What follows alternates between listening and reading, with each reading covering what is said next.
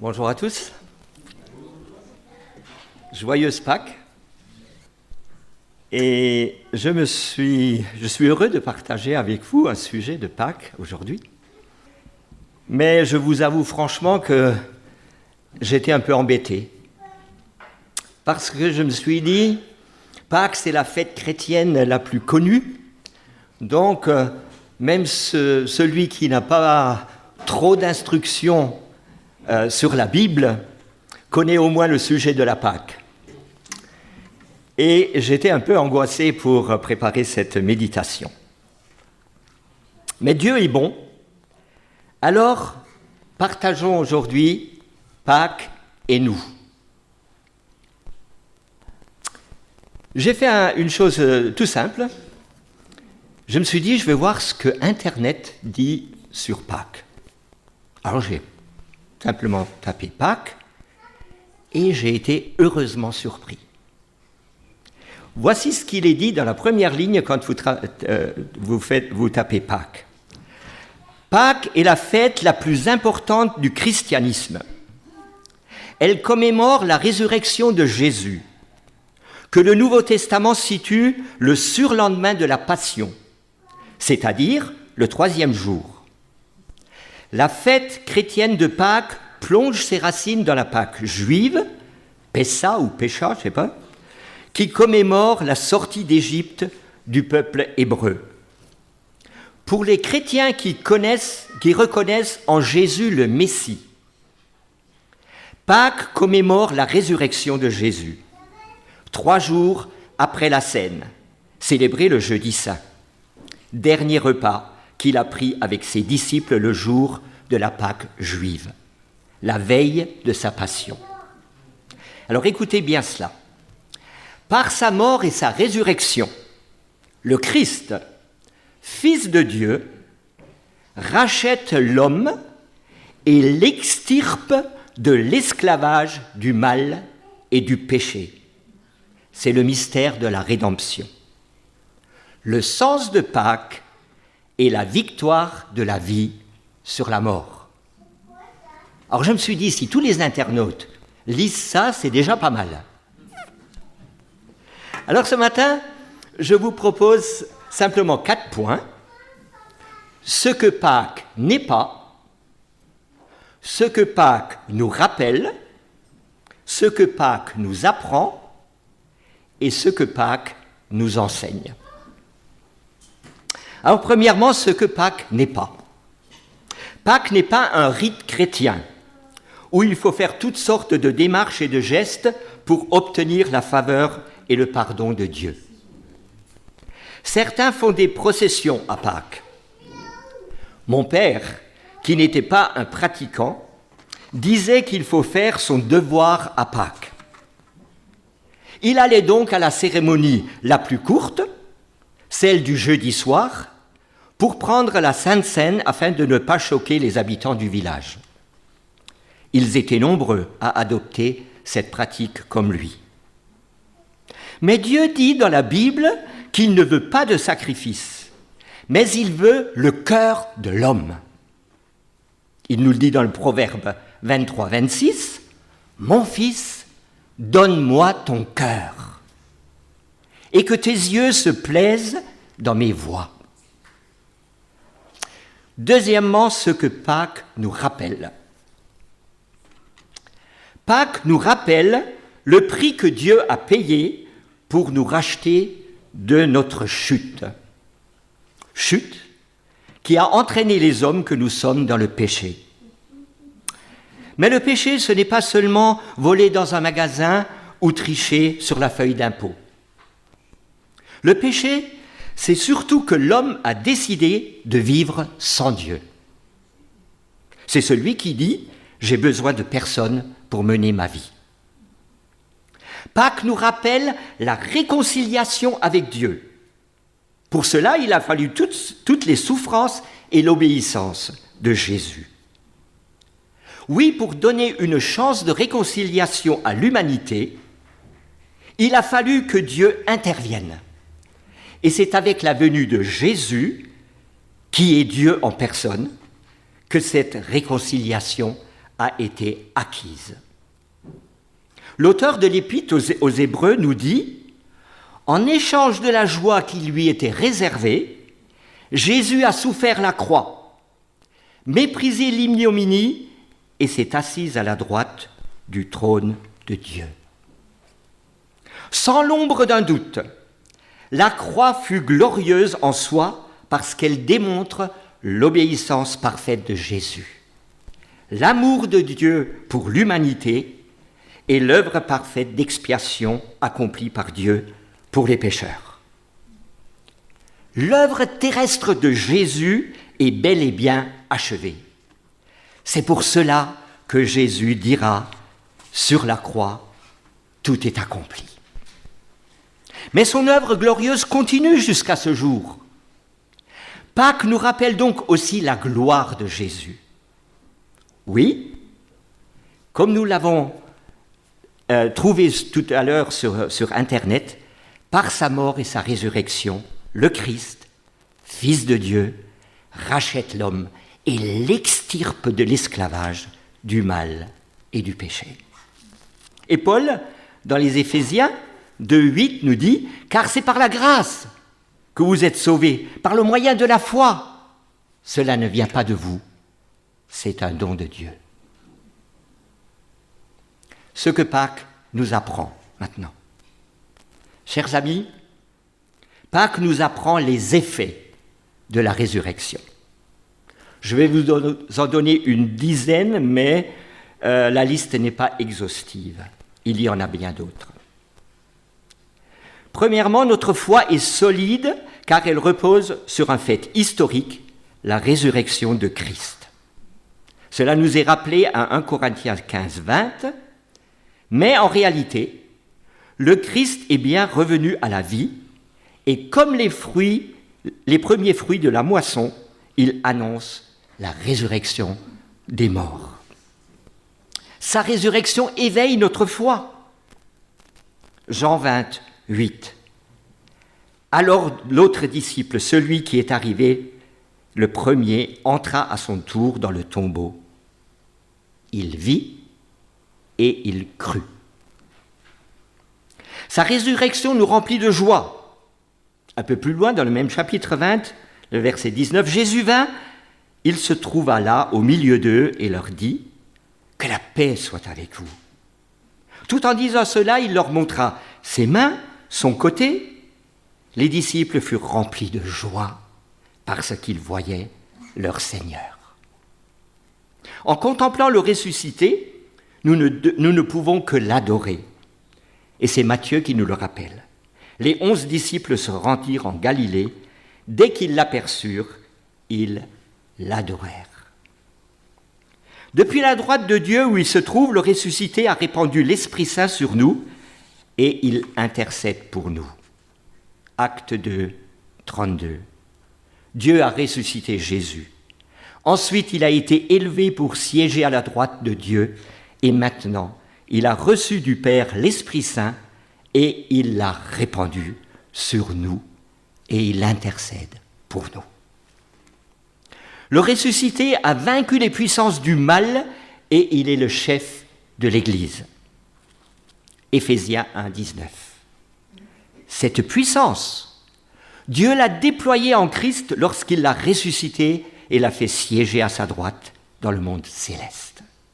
Là, Christ a placé bien au-dessus de toute autorité, de toute puissance, de toute domination et de toute souveraineté. Dieu a tout placé sous ses pieds et il l'a donné pour chef à l'Église qui est son corps. Le ressuscité garantit notre future résurrection. Nous en avons déjà parlé ce matin. Romains 8.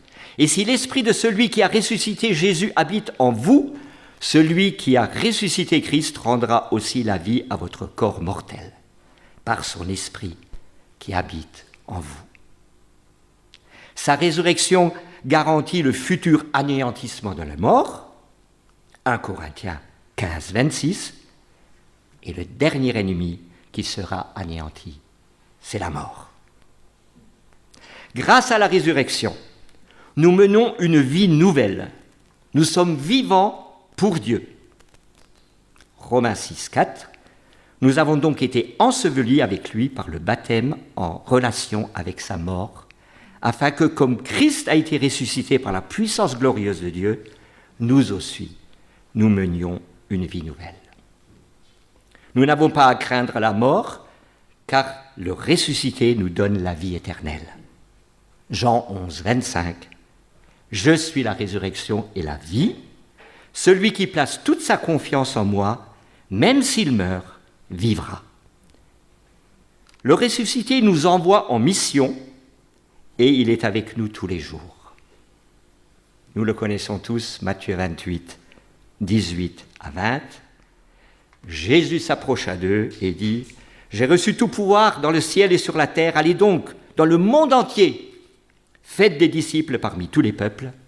Baptisez-les au nom du Père, du Fils et du Saint-Esprit et enseignez-leur à obéir à tout ce que je vous ai prescrit. Et voici, je suis avec vous tous les jours jusqu'à la fin du monde. » Voilà un échantillon de ce que Pâques nous apprend. Et enfin, ce que Pâques nous enseigne. Pour bien comprendre ce que Pâques nous enseigne, il faut revenir au chapitre 13 de l'évangile de Jean et les suivants, où il est question des adieux du Maître à ses disciples. Et là, dans ces adieux du Maître à ses disciples, Jésus les enseigne, et je dirais même qu'il leur donne ce qui est de plus important, parce qu'il sait qu'il va partir. Il leur donne des instructions, des conseils, des consolations. Et ces recommandations sont encore valables pour nous aujourd'hui. Alors lisons ce beau texte qui est imagé là par un tableau. Donc Jean 13, versets 1 à 17. J'ai voulu le raccourcir, je ne suis pas arrivé, donc je vous le lis, il est un petit peu long. C'était juste avant la fête de la Pâque. Jésus savait que l'heure était venue pour lui de quitter ce monde pour s'en aller auprès de son Père. C'est pourquoi il donna aux siens qu'il aimait une marque suprême de son amour pour eux. C'était au cours du repas de la Pâque. Déjà le diable avait semé dans le cœur de Judas le projet de trahir son maître et de le livrer. Jésus savait que le Père avait tout remis entre ses mains, qu'il était venu d'auprès de Dieu et qu'il allait retourner auprès de lui. Il se leva de table pendant le dîner, posa son vêtement et prit une serviette de lin qu'il noua autour de sa taille. Ensuite, il versa de l'eau dans une bassine et commença à laver les pieds de ses disciples, puis à les essuyer avec la serviette qu'il s'était nouée autour de la taille. Quand vint le tour de Pierre, celui-ci protesta. « Toi, Seigneur, tu veux me laver les pieds ? Mettez-vous à sa place. » Qu'aurions-nous dit ? Jésus lui répondit « Ce que je fais, Pierre, tu ne le comprends pas pour l'instant. Tu le comprendras plus tard. » Mais Pierre lui répliqua « Non, tu ne me laveras pas les pieds, sûrement pas. » Jésus lui répond « Si je ne te lave, il n'y a plus rien en commun entre toi et moi. » C'est dur. Dans ce cas, lui dit Pierre, ne me lave pas seulement les pieds, mais aussi les mains à la tête. Jésus lui dit, celui qui s'est baigné est entièrement pur, il suffit de se laver les pieds. Or vous êtes purs, mais non pas tous. Après leur avoir lavé les pieds, il remit son vêtement et se rassit à table. Alors il leur dit, avez-vous bien compris ce que je vous ai fait ? Vous m'appelez maître et seigneur, et vous avez raison, car je le suis. Si donc, moi le Seigneur et maître, je vous ai lavé les pieds, vous devez aussi vous laver les pieds les uns aux autres. Je viens de vous donner un exemple, pour qu'à votre tour, vous agissiez comme j'ai agi envers vous. Vraiment, je vous l'assure, le serviteur n'est jamais supérieur à son maître. Si vous savez ces choses, vous êtes heureux à condition de les mettre en pratique. Alors quels sont les enseignements de Jésus à travers ses adieux à ses disciples? Premièrement, c'est lors de ce repas que Jésus institue la scène. Il est vrai que Jean, comme il a écrit le dernier, l'Évangile, après tous les autres, il n'a pas pensé utile de rappeler l'institution de la scène. Mais c'est ce soir-là que Jésus a institué la scène. C'est donc le premier enseignement que nous donne Jésus. Faites ceci en mémoire de moi, chaque fois que vous faites une célébration. Et nous allons le faire tout à l'heure, tous ensemble. Le deuxième enseignement, c'est Jésus lave les pieds des disciples. Aïe! Oui, qu'aurions-nous fait? Comment aurions-nous réagi? C'est même un geste que les maîtres n'avaient pas le droit d'imposer à un esclave juif. Tellement la tâche était, je dirais, basse. Et Jésus l'a fait. Quelle leçon! Mais exactement comme avec la scène, il a voulu laisser une marque à ses disciples qui ne pourront plus oublier. Et d'emblée, dans ce texte, nous trouvons la marque d'amour de Jésus pour les siens. Le deuxième détail, Jésus ôte son vêtement. Geste symbolique pour montrer qu'il se donne entièrement pour ses disciples et pour nous par ricochet. Troisième détail, les disciples sont invités à se laisser laver les pieds, c'est-à-dire à s'abandonner complètement, entièrement à Jésus. Et cet échange avec Pierre, qui du coup veut que Jésus le lave complètement, nous rappelle aussi le baptême. Celui qui s'est baigné est entièrement pur. Et enfin, accepter de se laisser purifier jusqu'au cœur de cet amour de Jésus. Pierre l'a accepté et Judas l'a refusé. Pierre a certes renié, mais il a effectué un retour fantastique et il est devenu un des plus grands apôtres. Et Judas, lui, il a seulement eu des remords et pas de repentir. Et vous savez qu'il a mal fini. Et nous, que sommes-nous prêts à accepter des derniers renseignements de Jésus? Nous sommes invités à accepter cet amour de Dieu et à le partager avec passion, comme Christ. D'ailleurs, il nous le dit dans l'évangile de Luc, au chapitre 6, verset 31, « Ce que vous voulez que les hommes fassent pour vous, faites-le de même pour eux. » Nous sommes donc invités à nous mettre régulièrement en question pour corriger notre éventuel manque d'amour. Que Dieu nous fasse grâce. Sommes-nous prêts à nous dépouiller un peu pour le bien de nos frères et de nos sœurs? Je rappelle ici le commandement nouveau qu'il a donné en Jean 13, 34. « Aimez-vous les uns les autres. Oui, je vous ai aimé, comme je vous ai aimé, aimez-vous aussi les uns les autres. » Et il rajoute, « À ceci, tous connaîtront, ceux qui nous entourent, les membres de notre famille, les collègues de travail, les amis, verront, reconnaîtront que vous êtes mes disciples. » Pour cette Pâque 2022, nous sommes invités à nous laisser laver par Jésus, nous abandonner entre ses mains, lui faire confiance, parce que le lavage des pieds, ça n'en reste pas là. C'est le geste que Jésus a voulu imprégner dans le cœur des disciples et dans le nôtre. C'est retrouver l'intimité avec le Christ, être proche de lui, oserais-je dire en osmose avec lui. Cela se fait individuellement, chez nous, dans notre chambre, mais ça se fait aussi collectivement, en Église. Pierre a accepté de suivre Jésus. Alors nous aussi, mettons-nous à sa suite. Si donc le Seigneur est maître, je vous ai lavé les pieds, vous devez aussi vous laver les pieds les uns des autres. Je viens de vous donner cet exemple pour qu'à votre tour, vous agissiez comme j'ai agi envers vous. Et enfin, Jésus nous encourage à rester attachés à lui.